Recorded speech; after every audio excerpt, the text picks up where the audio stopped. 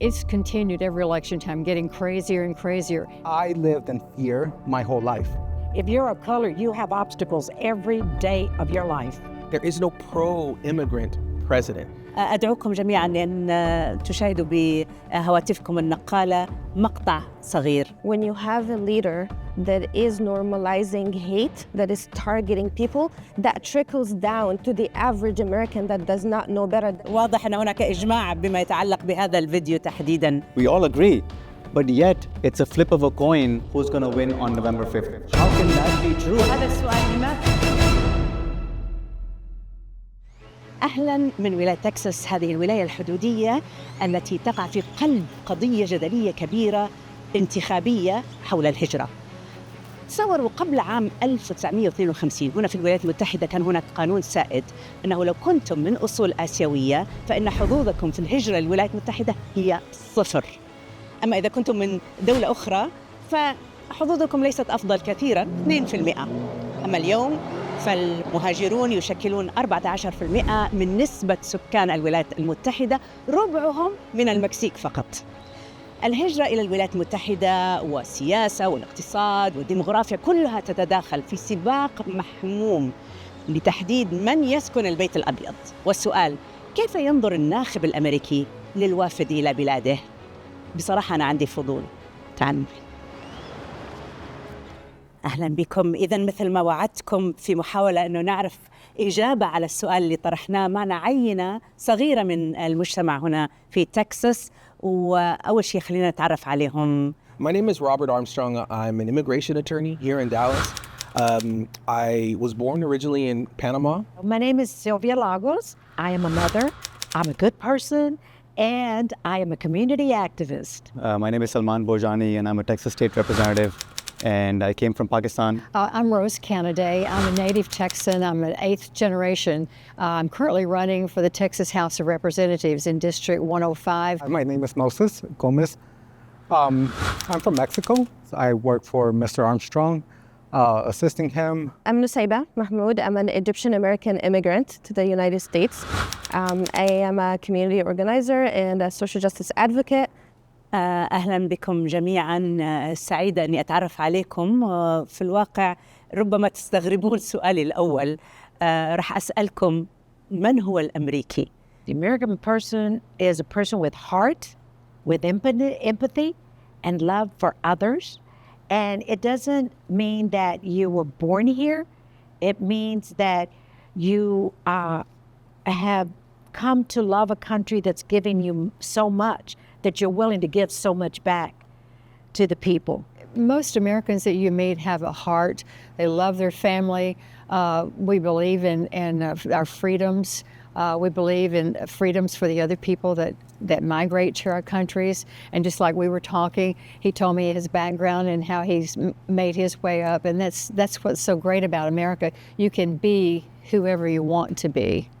لافتة هذه الإجابات، ولكن يعني أحياناً يبدو أننا عندما نتعرف على أمريكي يتم الحديث عن أنه ربما أمريكي من أصول لاتينية، أمريكي من أصول أفريقية، من أصول عربية. To be an American is to be a global citizen that has come from all different melting pot of cultures, ethnicity, background, religious perspectives, and has the empathy towards each other to build a better America. Right? We all come from different walks of life. I think there was a great saying somebody was telling me, we came to America from different boats, but we're on the same ship. هل هي فعلا نفس السفينة؟ I personally experience every day that America is built on race.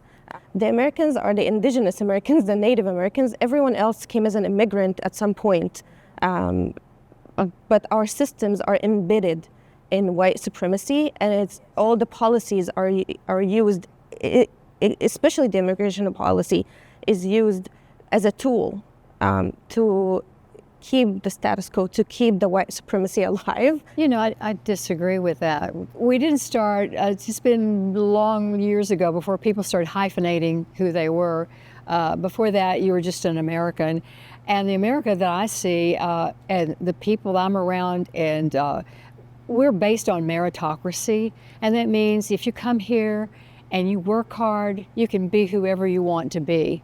And that's a true story. You'll have people that disagree with it, but they're people that maybe didn't work hard, they didn't meet their dream or whatever. I disagree. I disagree. I disagree. And let me tell you why I disagree, because I work in the underprivileged communities every day. They work hard. I mean, they work 2 or 3 jobs, you know, to get their children to school, to get food on the table.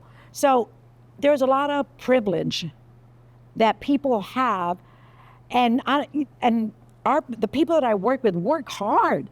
So it's not a matter of if you work hard to get to where you want to go. No, baby, if you're of color, you have obstacles every day of your life. If you're an obstacle, I mean, you have obstacles. سيلفيا، تتحدثين ربما عن مثلا الرفاهية أو الحظوة التي يحظى بها البعض، ولكن تتحدثين، قلت نسيبة أنها الحظوة البيضاء، يعني هي للعرق الأبيض. والسؤال: ماذا حدث لكثيرين جاءوا إلى هذا البلد وهم يحلمون أنه كما ذكرت روز قبل قليل بالعمل الجاد، بالذكاء، بالطموح، يتحقق ما يراد. Honestly, I would say it has a lot to do with segregation. We were separated from the beginning.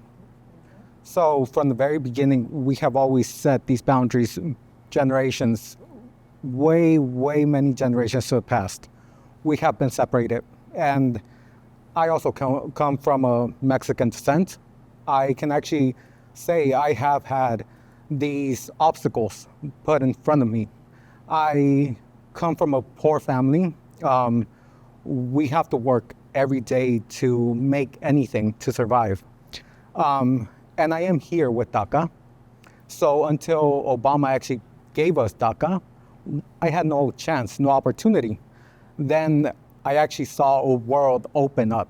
And even then, we still have challenges, we still have setbacks, and we are still in the world of limbo. And it's actually a very scary moment. And honestly, up till I received DACA, I lived in fear my whole life. Fear of ICE, immigration, what the presidents could do to us. Because my future, that from the beginning was out of my hands and out of my control, was placed in other people's hands.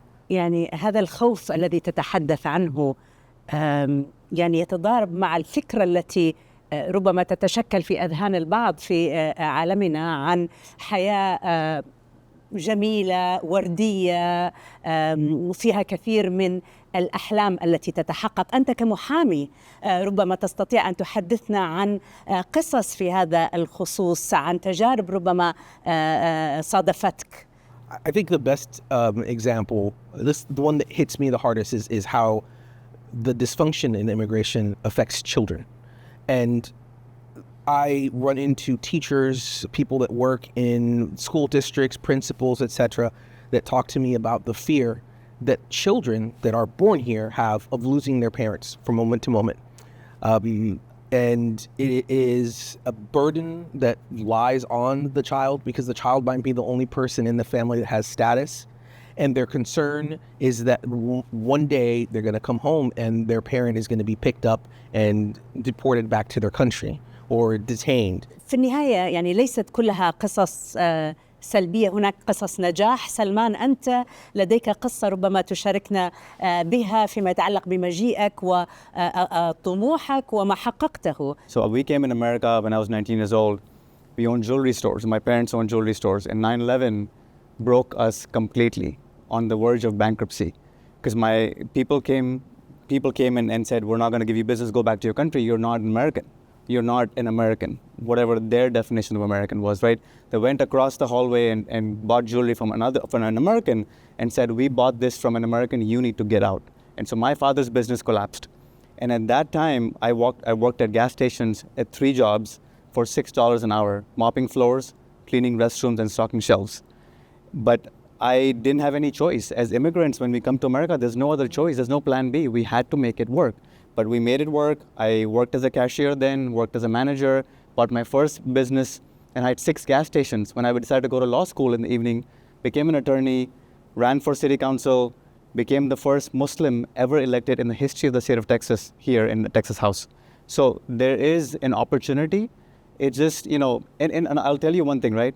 We need to get representation. We need to have a seat at the table.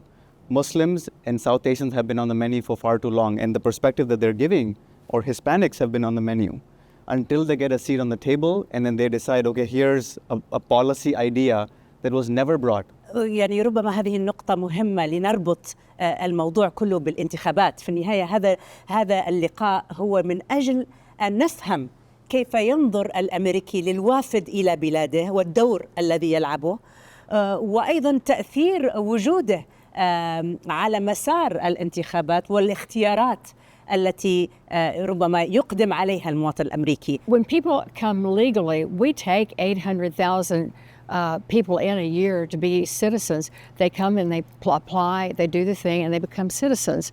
Now, I was talking with him a while ago about DACA. That's something we need to address and change. It's been talked about for years.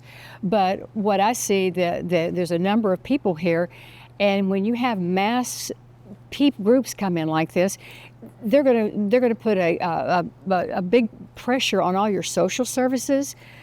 Services we have for our elderly get cut back, for families get cut back, for our schools get overloaded, our hospitals get overloaded. It has an impact. هذا هو الخطاب الجمهوري، ولكن حسب ما تأكد وخطاب ترمب تحديدا ليست هناك أي دراسات توثق هذا الكلام وتذهب باتجاه أن المواطن المهاجر سواء كان نظامي أو غير هو يتسبب في ربما مشاكل وفي أخذ فرص من الأمريكيين الآخرين. نسيبة أردت أن تعلقي؟ I work in an immigration law office where we handle asylum seekers on daily basis, and when you're saying that they're coming in masses and they're overwhelming the social services and the hospitals, when you sit and hear the stories of people crossing 7-8 countries, crossing one of the most dangerous jungles in South America, they're not doing that because they live in a good place there and they're just coming for the heck of it. They're just coming because America is the dreamland. It's not. It's because also America, with the policies of America, with the foreign policies of America, that ruin those countries, and the collateral damage is the people of those countries that are coming to cross the border on the notion to have a safer life, relatively safer life. And if we're talking about the social services, most of the people on welfare here are white folks are in this country,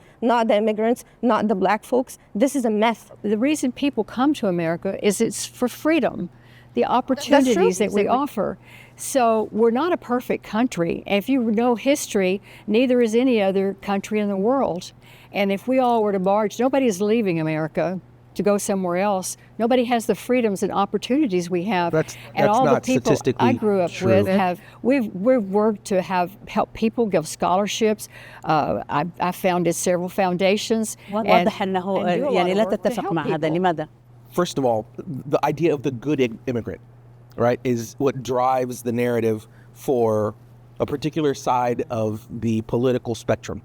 And my question, first off, is what is the good immigrant? And there's no definition of that. It's always talking about the bad immigrant, the criminal, and all the criminals that are coming over. So my second question then is, what have you seen? Not what have you heard, what have you been told, what have you seen? How many criminal immigrants have you seen? Yes, that question, it's typically none. Well, right? I have seen a lot. Yourself, not myself. that you've been... One of the foundations I have put together is the Irving Police Foundation. I've had it for 25 years, and I had it to take care of police families when they're killed or abused in other types of ways. Follow-up question. You said 25 years. Statistically speaking, what does the demographic look like over the last 25 years in comparison to the percentage of the population? Not numerically, right? Because we have more people in the United States now than we had 25 years ago. I'm an immigration attorney. I see the statistics, and I don't just see them from one agency. I see them from various agencies. I see the statistics from TRAC, the institute in Syracuse that counts what kind of cases are in court. So what I invite you and everybody else that's listening and considering how to vote is ask yourself, what do I see? بمناسبة الحديث عما نراه، ربما هذه فرصة لنتوقف لنشاهد شيء معا. أدعوكم جميعا أن تشاهدوا بهواتفكم النقالة مقطع صغير. I want to be clear to folks in this region who are thinking about making that dangerous trek to the United States-Mexico border. Do not come. Do not come. The United States will continue to enforce our laws and secure our border. There are legal methods by which migration can and should occur. But we, as one of our priorities, will discourage illegal migration.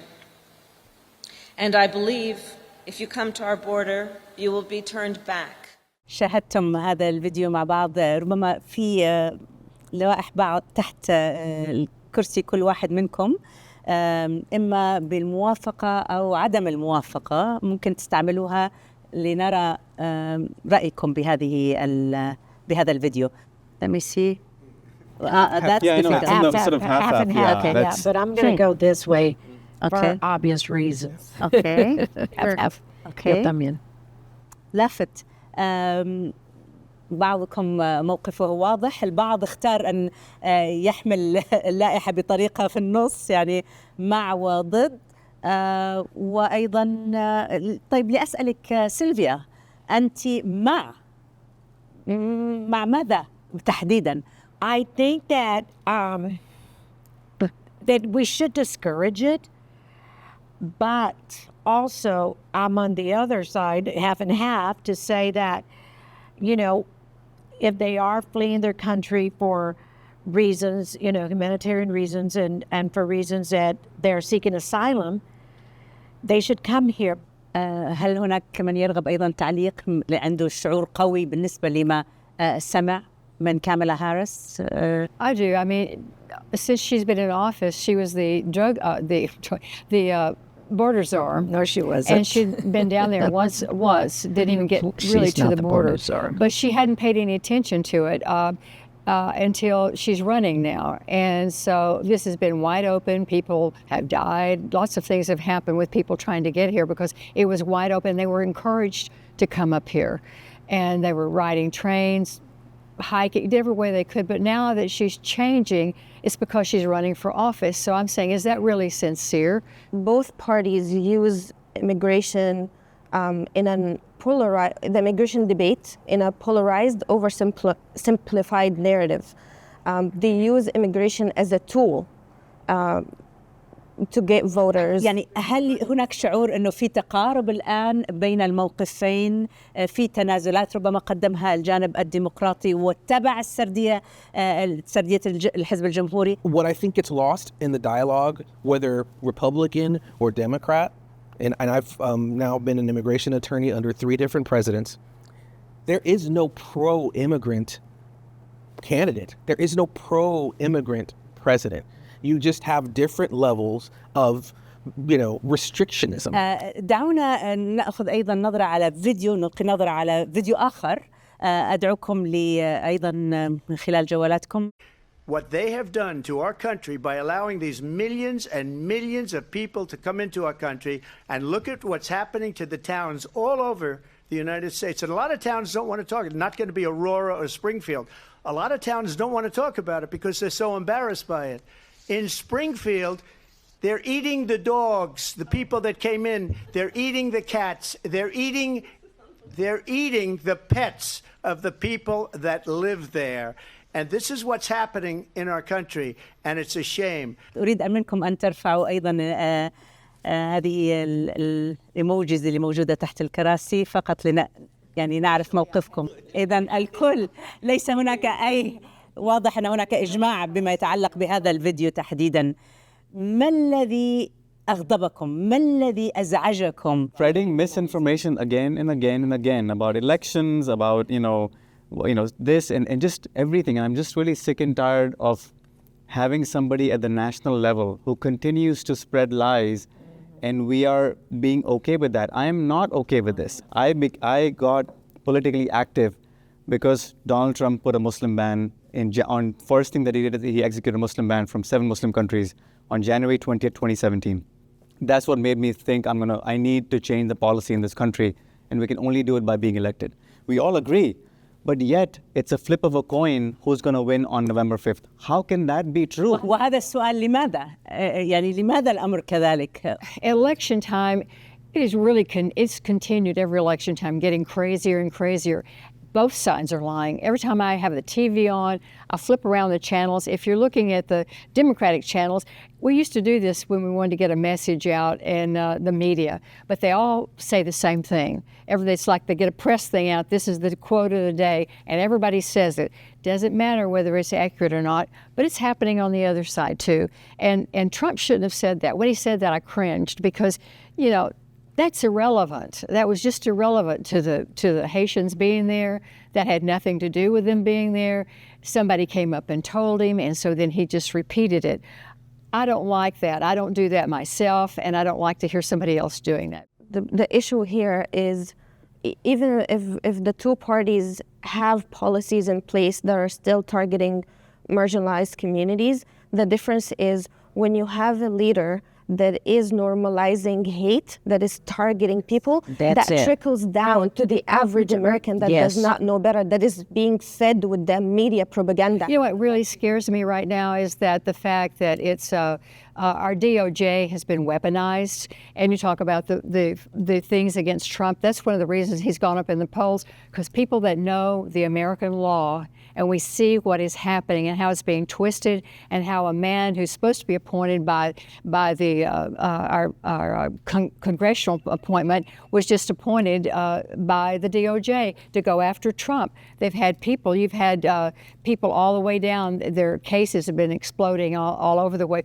But that is somebody trying to pull a coup. So they're using our laws to do that, and that's what makes me angry. First, it's not a coup because he's not currently president. Exactly. Second, once again, we're talking about possibly demonizing one person, not an entire people. And when we go and look back, you know, asking, what do you see with your eyes? We look back at what happened on January 6th, and you look at the demographics of the people that were there doing it.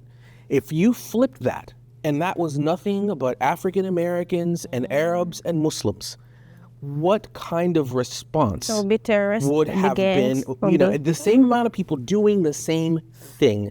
And I would invite you to just picture that, and how would you respond? No, the thing that troubled me was that Nancy Pelosi was offered by Trump for extra protection out there. She denied it. She didn't want it. She was later caught a year or two later saying that she made a mistake. Is Nancy Pelosi a person of color? واضح أن النقاش حول موضوع ربما الإسلاموفوبيا في المجتمع الأمريكي الآن حاضر. هل برأيكم يتم عمل ما يكفي من الطرفين للحد من هذه الظاهرة، وهل تؤثر فعلا في الانتخابات؟ ربما يعني روز، لا أدري إذا كنت تريدين أن تعلقي على هذه. أنت الوحيدة اللي تعتقدين أنه فعلا هناك ما يكفي. Well, I think the Muslims have been doing enough themselves. They've become active in the communities. They're interactive. You know, in the beginning, I think when they first started coming into America, and there were a lot of people, you know, because they dressed different, a lot of them had the long dresses and all this stuff. That didn't bother me. It bothers some people, I know that. But they've been very active and friendly and doing good things in the community. And that's what it takes to be accepted. I don't care if you're Hispanic or Black or white or any other color. When you get involved, and you get involved with others, and you become a group that really cares. And we have Irving as a wonderful city that's very blended, and everybody works and helps each other. And I don't see that kind of racist there. No, I don't think enough is being done, and I don't think it should be the Muslim community's responsibility to do enough. They're already doing. They will continue to do it. And right now, or when our former president was in power, he still does, he spews hateful speech against Muslims. Because of the rhetoric. I'm just saying we Yeah, are a because of country, rhetoric. we're a country still going through a lot of change هذا and of نقاش acceptance, and it should be طبعا آراء better. مختلفة ونقاش يطول، ولكن حان ربما وقت أنه نختم هذا اللقاء الجميل ربما بكلمة سريعة من كل شخص فيكم، فقط يلخص رسالة يريد أن يوصلها لمشاهد عربي يجلس على بعد آلاف الأميال من هنا. أبدأ معك. I think the beautiful thing about this country is that it's not just one country. Even the way it's structured, it's 50 countries that are federated and connected together. And that dynamic creates a diverse country that is not homogenous. We're one of the most diverse countries in the world, and with that diversity comes friction. ربما لم نسمع منك كثيرا. I think the immigration system is truly broken, and we all need to come together as a community. And that's the only way that the system's going to get fixed. And that's the only way everything will move forward and we'll have progression, is if we all come together, both sides, both Democrats and Republicans, work together to actually fix the immigration issue. Sylvia? You know, we need to talk to each other, but we have to really listen to understand and see what's in the other person's heart. But we have to come together and understand and realize that we're not the same. We're not the same, but we have to have respect. And that level of respect, because of the rhetoric that we have, has been eroded. Salman? As far as the immigration system is concerned, and I'm as an immigrant myself, I feel at some point our immigration system worked for people. Right now it's failing a lot of people that are coming into America, and we need to change it. But the biggest barrier for that change is the two-party system that we have. Rose? I think that it's just a hard time right now in America, and I think when we get through this election, that hopefully there'll be some peace that starts to settle out, and we can get, because we do have a lot of things that need to be fixed. We really do. Nusayba? As an American, I'm going to use my privilege to vote my conscience to make sure that those people one day are not in those places of decision making, to use my tax dollars to kill you, to imprison you, to keep the power, the corruption in this country. شكرا جزيلا لكم جميعا. إذا وصلنا إلى نهاية هذه الحلقة من صناع الرئيس، سألنا فيها كيف ينظر الناخب الأمريكي للوافد إلى بلاده. بين هذه الآراء المختلفة والمتنوعة نرجو أن تكونوا قد اقتربتم من إجابة. شكرا. في الله. Thank you so much. Thank you so much for being here. Thank you for taking part in this. Thank you. Thank you so much. Thank you. Thank you.